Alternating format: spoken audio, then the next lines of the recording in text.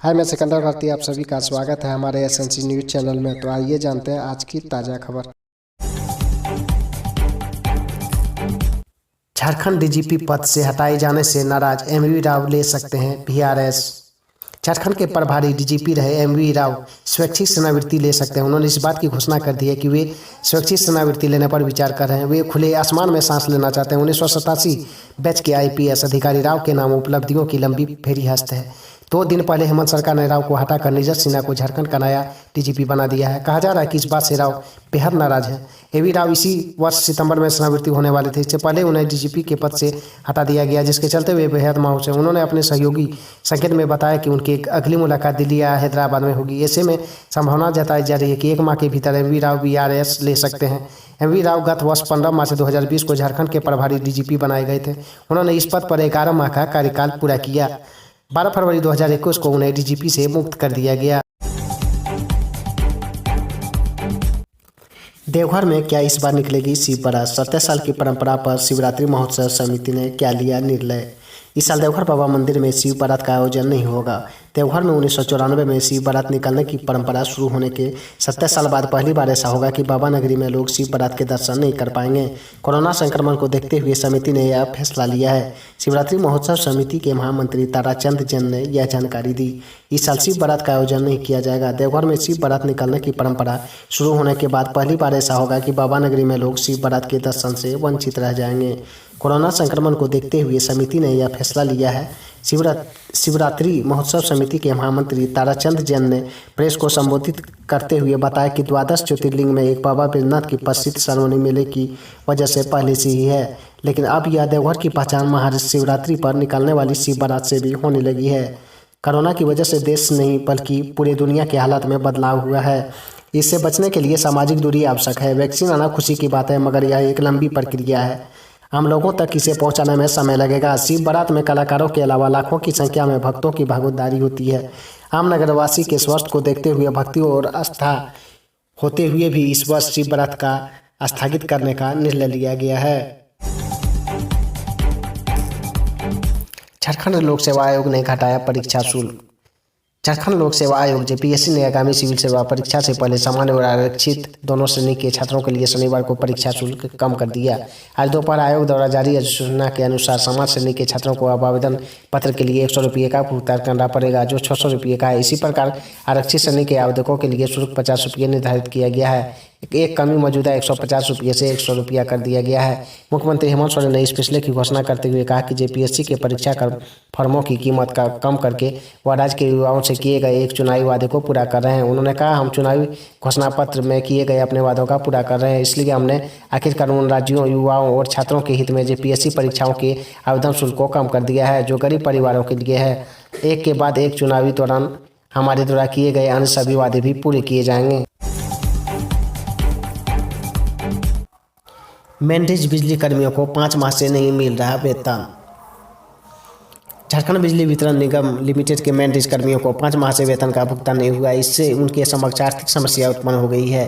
परिवार का भरण पोषण करना मुश्किल हो गया है। धनबाद डिवीजन में करीब 732 मेंढीज कर्मी है। शहर की पूरी बिजली व्यवस्था मेंढीज कर्मियों के भरोसे ही संचालित है। धनबाद एरिया बोर्ड में निस्सा, गोविंदपुर, सिदरी, झरिया, लोहाबाद, धनबाद डिवीजन है, जहाँ सारी व्यवस्था मेंढीज कर्मियों ही देखते हैं। विभाग की ओर से बताया गया कि आवंटन नहीं होने के कारण भुगतान को लेकर देरी हो रही है। सारी प्रक्रिया पूरी होने को लेकर रांची मुख्यालय को पत्र भेजा है। जल्द ही आवंटन में मिलने की बात कही गई है। वहीं अब मेंढीज कर्मी वेतन नहीं मिलने के कारण आंदोलन की राह पर है। इसके लिए यूनियन से भी संपर्क साधा है। एरिया बोर्ड के महाप्रबंधक अजित कुमार ने बताया कि मेंढीज कर्मियों के वेतन भुगतान को लेकर रांची मुख्यालय से बात हुई है। जल्द भुगतान हो, इसको लेकर विभाग लगा हुआ है। कुछ कागजात मांगे थे जो मुख्यालय को भेज दिया गया। मेंढीज कर्मियों की समस्या को लेकर विभाग काफी जागरूक है। हरियाणा से झारखंड जा रही 15 लाख की शराब बरामद। हरियाणा से भारी मात्रा में अंग्रेजी शराब लेकर डीसीएम के झारखंड जाने की सूचना पर एसटीएफ व टीम अकबरपुर पुलिस ने जयपारा टोला के पहले घेराबंदी कर 2 लोगों को दबोच लिया। इसके साथ ही डीसीएम में लदी 310 पेटी हरियाणा निर्मित अंग्रेजी शराब बरामद कर ली। पुलिस ने मुकदमा दर्ज कर अवैध शराब कारोबार से जुड़े सरगना पर शिकंजा कसने की तैयारी शुरू कर दी है। हरियाणा से दूसरे प्रांतों खासकर बिहार व झारखंड के लिए भेजी जाने वाली अवैध शराब का कारोबार पिछले कई साल से हो रहा है। पूर्व में डेरापुर में तैनात रहे सीओ तेज बहादुर सिंह की अगुवाई में तस्करों पर शिकंजा कसे जाने के बाद तस्करी का काम धीमा पड़ गया था। अफगानी नागरिक ने रांची में करा ली 91 डिसमिल जमीन की रजिस्ट्री, मचा हड़कंप। अफगानी नागरिक गुलाम सरवर खान ने रांची के कांके रोड स्थित कटहलकोंदा मोजा में 91 डिसमिल जमीन खरीद ली। उसने जब होल्डिंग के लिए रांची नगर निगम में आवेदन दिया तो रांची नगर निगम ने यह कहते हुए उसके आवेदन को अस्वीकृत कर दी कि अफगानी नागरिक के नाम पर होल्डिंग जारी नहीं किया जा सकता है। इसी बीच एक दूसरे दावेदार सामने आ गया जिसने खुद को उस जमीन का रेती घोषित कर दिया और उससे संबंधित दस्तावेज प्रस्तुत किया। अभी यह मामला चल ही रहा था कि सरकार ने उक्त जमीन को केसरे हिंद प्रकृति का बता दिया। इधर अफगानी नागरिक ने उक्त जमीन पर विवाद उठता देख इसकी रजिस्ट्री देवघर के 3 और रांची के एक व्यक्ति को कर दी है। अब यह सवाल खड़ा हो गया कि जब जमीन सरकारी प्रकृति की है तो उसकी रजिस्ट्री कैसे हुई और रसीद कैसे कटने लगी। रजिस्ट्री कार्यालय से लेकर अंचल कार्यालय तक के तत्काल पदाधिकारी कर्मी संदेह के घेरे में हैं। लोकसभा में बोले गृह मंत्री अमित शाह, सही समय पर जम्मू कश्मीर को देंगे पूर्ण राज्य का दर्जा। केंद्रीय मंत्री अमित शाह ने शनिवार को कहा कि जम्मू कश्मीर पुनर्गठन विधेयक का राज्य के दर्जे से कोई संबंध नहीं है और उपयुक्त समय पर जम्मू कश्मीर को पूर्ण राज्य का दर्जा दिया जाएगा। लोकसभा में जम्मू कश्मीर पुनर्गठन विधेयक 2021 पर चर्चा का जवाब देते हुए गृह मंत्री ने कहा कि इस विधेयक में ऐसा कहीं भी नहीं लिखा है कि इसमें जम्मू कश्मीर को राज्य का दर्जा मिलेगा। उन्होंने कहा, मैं फिर से कहता हूं कि इस विधेयक का जम्मू कश्मीर के राज्य के दर्जे से कोई संबंध नहीं है। उपयुक्त समय पर प्रदेश को राज्य का दर्जा दिया जाएगा। केंद्रीय कृषि कानून के विरोध में कांग्रेस की पदयात्रा। अखिल भारतीय कांग्रेस कमेटी के निर्देश पर केंद्र सरकार द्वारा पारित 3 कृषि कानूनों की वापसी को लेकर शनिवार को जिला मुख्यालय से कांग्रेस कार्यकर्ता ने पदयात्रा निकाली। पदयात्रा जिला मुख्यालय के शहीद स्मारक स्थल से निकलकर गोड्डा पिरपेती मुख्य मार्ग से विभिन्न गांवों होकर गुजरती हुई गोसंडा चौक पहुंची, जहां सभा में तब्दील हो गई। कार्यक्रम में महागामा विधायक दीपिका ने कहा कि देश में कृषि क्षेत्र को बचाने के लिए कांग्रेस देशव्यापी आंदोलन का समर्थन कर रही है। दिल्ली में आंदोलन रत सैकड़ों किसानों की मौत हो गई, लेकिन सरकार कृषि बिल वापसी के सवाल पर मौन धारण कर बिल के नए फायदे गिना रही है। कांग्रेस जिलाध्यक्ष दिनेश प्रसाद यादव ने कहा कि केंद्र सरकार ने 3 काले कानूनों को पारित किया है। ये कानून किसानों के विरोध में बने हैं जो पूंजीपतियों के समर्थन में बनाए गए हैं। इसके विरोध में पिछले 3 माह से देश के विभिन्न प्रदेशों के हजारों किसान दिल्ली की सीमाओं पर शांतिपूर्वक और गांधीवादी तरीके से विरोध प्रदर्शन कर आंदोलन कर रहे हैं। बिहार में कोविड के फर्जी जांच मामले में बड़ी कार्रवाई, 7 ऑफिसर निलंबित, केंद्र सरकार ने मांगी रिपोर्ट। प्रदेश में कोरोना जांच में फर्जीवाड़ा पकड़े जाने के बाद सरकार ने जमुई के सिविल सर्जन, प्रभारी चिकित्सक पदाधिकारी, प्रतिरक्षण पदाधिकारी समेत 7 लोगों को निलंबित कर दिया है। 4 अफसरों पर मुख्यालय स्तर पर कार्रवाई की गई है, जबकि 3 पर जिला को बर्खास्त किया गया है। इनके खिलाफ विभागीय कार्रवाई भी चलेगी। इधर सरकार ने मामले की गंभीरता को देखते हुए सभी जिलों में जांच के निर्देश भी दिए हैं। जमुई में कोरोना के टेस्ट के आंकड़े ज्यादा दिखने के लिए फर्जीवाड़ा का खुलासा हुआ है। कोरोना में जांच की रिपोर्ट में नाम, उम्र एवं फोन नंबर में व्यापक पैमाने पर फर्जीवाड़ा किया गया। विमान टेस्ट के ही मनगढ़ंत नाम, पता और मोबाइल नंबर के सामने 10 शून्य लिखकर आंकड़ा बढ़ा दिया। शुक्रवार को यह मामला राज्यसभा में भी उठा। मामला सामने आने पर सरकार ने सख्त कदम उठाए और इन अधिकारियों पर कार्रवाई की गई है। मामले की गंभीरता को देखते हुए स्वास्थ्य मंत्री मंगल पांडे ने सभी जिलों में जांच के आदेश दिए गए। बिहार प्रशांत किशोर के घर पर चला बुलडोजर।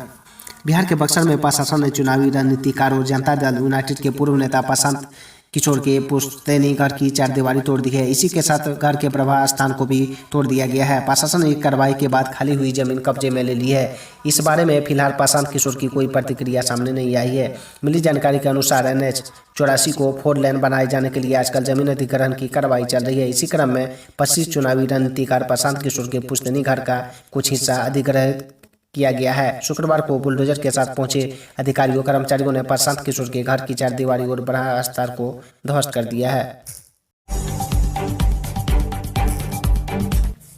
सोमवार से एम्स में OPD, सर्जरी, सब कुछ। 10 जून 2020 से बंद पड़ी पटना एम्स की OPD अब 15 फरवरी से फिर सामान्य दिनों की तरह चलेगी। इसके लिए अब टेलीफोन से नंबर नहीं लगाना होगा। कोरोना अस्पताल घोषित किए जाने के बाद से ही यहां OPD और इमरजेंसी सेवा बंद कर दी गई थी। अब सोमवार से सामान्य दिनों की तरह OPD में मरीजों का इलाज किया जाएगा और ऑपरेशन की जरूरत होगा तो भर्ती किया जाएगा। पटना एम्स का कहना है कि पैंडेमिक की स्थिति में प्रत्येक विभाग में 20 मरीजों की OPD में इलाज की व्यवस्था की गई थी। इसके लिए मरीजों को काफ़ी मशक्कत करनी पड़ी थी।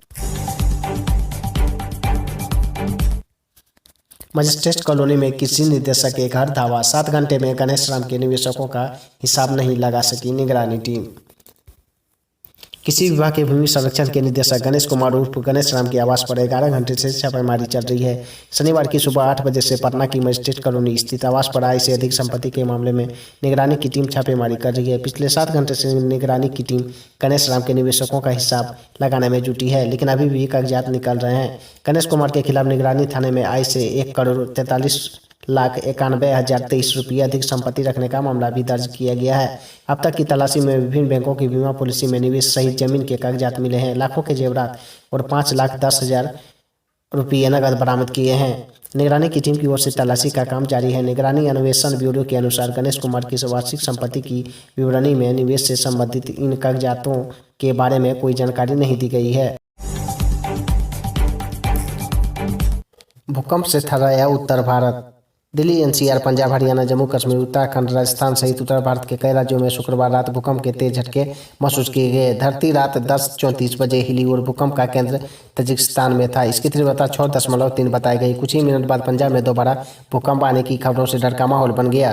भूकंप विज्ञान विभाग ने पहले भूलवश बताया कि भूकंप का केंद्र पंजाब के अमृतसर में 19 किलोमीटर की गहराई पर केंद्रित था। हालांकि उसने बाद में संशोधित बयान में जारी कर पुष्टि की कि भूकंप दरअसल तजिकिस्तान में आया। विभाग ने बताया कि यह गलती सॉफ्टवेयर के कारण हुई। राष्ट्रीय भूकंप विज्ञान केंद्र ने बताया कि भूकंप की तीव्रता 6.3 मापी गई। भूकंप रात 10:34 पर आया। इसमें जानमाल के नुकसान की तत्काल कोई खबर नहीं है। भूकंप से राष्ट्रीय राजधानी दिल्ली समेत उनके स्थानों पर लोगों को दहशत फैल गई। भूकंप के डर से लोग घरों से बाहर निकल आए। जब भूकंप आया तब कांग्रेस नेता राहुल गांधी शिकागो विश्वविद्यालय के छात्रों से डिजिटल तरीके से संवाद कर रहे थे। तभी उन्होंने